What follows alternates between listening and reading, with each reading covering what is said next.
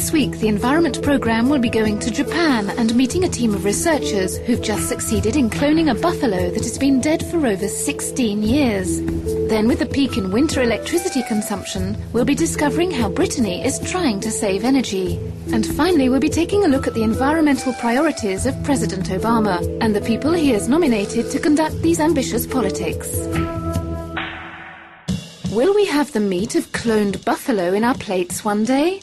Japanese researchers have just succeeded in cloning a buffalo, of which this is the statue. Exceptional for its genetic qualities and dead for 16 years. Its name, Yasufuku-go, was cloned and gave birth to 3 new buffaloes to identical genetic heritage. First of all, the team of scientists conserved the animal cells frozen. It then transferred them to a cow's ovum whose genetic material had been taken beforehand. It's the first time that a team of researchers have used genetic material conserved for such a long time and succeeded such a feat. Perhaps we'll soon be having cloned buffalo in our plates after all.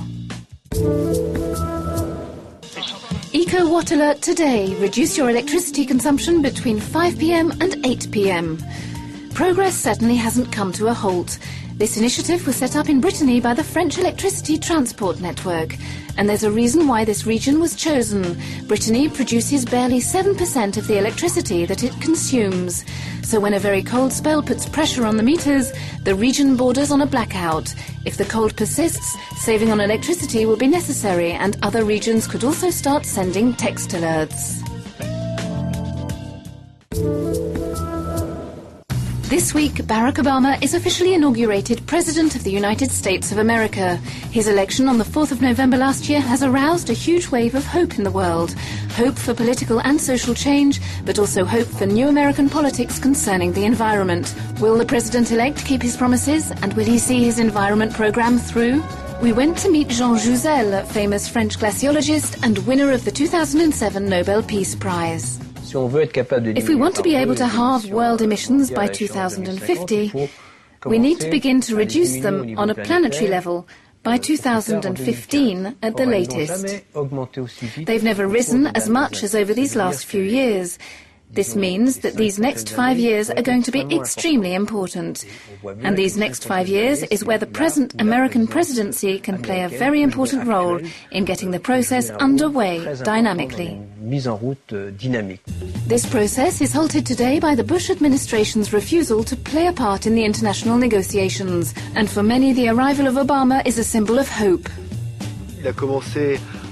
We began talking of the aims in reducing greenhouse gas emissions by 2020, which we're speaking about today within the framework of the UN on international negotiations. It's really positive that the US is back with a vengeance on the international scene. For 8 years, it had withdrawn from this scene and had, for a very long time, denied the existence of climate change. This is no longer the case today in the United States. The environment program of the president-elect is ambitious. One of its aims is to reduce by half the American greenhouse gas emissions by 2050. A few weeks ago, Barack Obama proceeded in nominating 2 key positions. It's already a sign of entrusting the management of his scientific politics to a really top-level scientist, Holdren, who is working on many things and has a very clear position on climate change.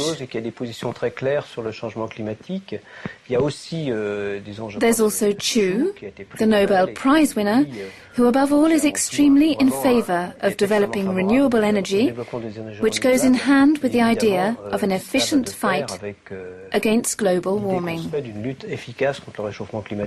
Holdren, Chu, and also Carol Browner and Jane Lubchenco as scientific advisors. Barack Obama's Green Team, a symbol and 180 degrees turnaround in US environmental politics.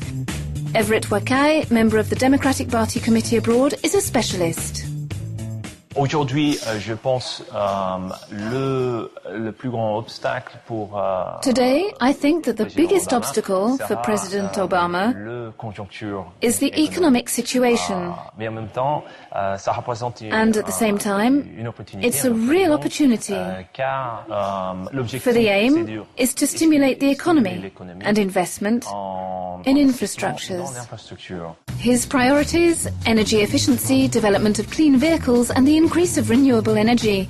Every year, Obama will consecrate $150 billion over 10 years to the development of an alternative economy which respects the environment. But observers are wary. But we mustn't count on it. On the 20th of January, Obama isn't going to make a great declaration on the return of the USA, who will reduce its emissions by 30% before 2020. The US needs time to set up its national politics. First of all, on renewable energy, on energy efficiency, and it is after this national process that Obama will be able to propose a figure to the international community. And time is precious because the future International Conference on Climate Change in Copenhagen will take place in December this year.